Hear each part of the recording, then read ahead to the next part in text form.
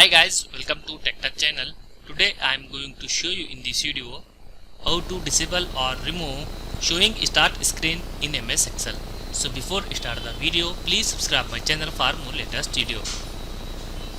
Guys, you can see here whenever I open MS Excel showing start screen. If you want disable or remove this option, then open your Excel, click on files, click on more, click on options, then select here general. You can see here startup options, show the start screen when this application start. If you have checked this option, you should uncheck this option, then click on OK. Close Excel file.